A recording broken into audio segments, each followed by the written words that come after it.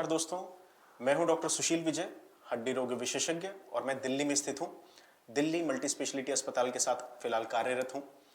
इस वीडियो में मैं आपसे बात करने वाला हूं एक ऐसी बीमारी की और एक ऐसी चोट की जो लगने के बाद कई महीने लगा देती है ठीक होने में। इस बीमारी को अंग्रेजी में मेडिकल टर्मिनोलॉजी में कहा जाता है कॉक्सिकोडाइनिया। क्या है ये कॉक्सिकोडाइनिया? कॉकेक्स। कॉकेक्स जो रीढ़ की हड्डी है उसके सबसे नीचे की 3 या 4 हड्डियां होती हैं।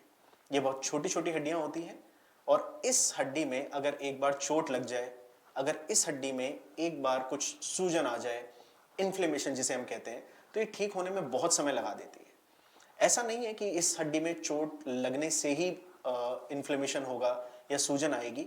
बहुत दफा हम ये देखते हैं कि जिन लोगों का बहुत देर तक बैठने का काम है, अचानक जो गिर गए या फिर जो बहुत सारी और बीमारियों से ग्रसित हैं, जैसे डायबिटीज है, रूमेटॉइड आर्थराइटिस जो हम कहते हैं, थायराइड की परेशानियां हैं, इन लोगों में भी हम देखते हैं कि ये बड़ा कॉमन सा है। ये कॉकेक्स जो हड्डी है, क्यों ये इतना समय लेती है, क्यों इसकी जो दर्द है या सूजन है वो इतनी जल्दी ठीक नहीं हो पाती? इसका कारण बड़ा सिंपल है कि ये जो हड्डी है, निचले हिस्से की हड्डी, इसमें जो मांसपेशियां जुड़ी हुई हैं, ये सारी की सारी हमारी, इसमें ज्यादातर मांसपेशियां हमारे लैट्रिन के रास्ते में आके जुड़ती हैं। इनकी वजह से जब भी आप सुबह पैखाना करने जाते हैं, मोशन पास करते हैं, तो उस समय पे अगर आपको कब्ज है, अगर लैट्रिन हार्ड है, तो ये लैट्रिन का रास्ता जब खुलेगा तो ये कॉकेक्स जो हड्डी है उसको खींचेगा।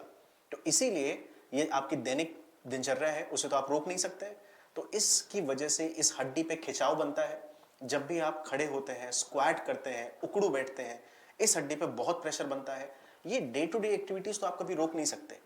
तो इसी वजह से इस हड्डी की सूजन या इस हड्डी का जो दर्द है, इन धागों की जो सूजन है, वो बहुत समय लेती है ठीक होने में। इस वीडियो में मैं आपको ये बताने वाला हूं कि इस शताब्दी में एक जो नया ट्रीटमेंट ऑप्शन जो इस कॉक्सिकोडाइनिया बीमारी के लिए है हमारे पास, उसे हम कहते हैं डिस्टल सोडियम चैनल ब्लॉक, या कुछ देशों में इसे गेट इंजेक्शन भी कहा जाता है।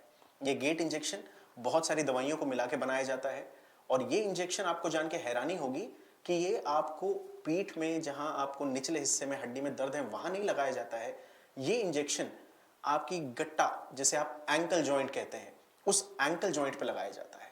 ये राइट और लेफ्ट, आपके दाहिने और बाएं दोनों एरियो पे, गट्टे पे, एंकल जॉइंट पे लगाया जाता है और ये दवाइयां लगभग 15 मिनट के अंदर से लेकर 48 घंटे तक इस दर्द को खत्म करने में बहुत अहम भूमिका निभाती हैं।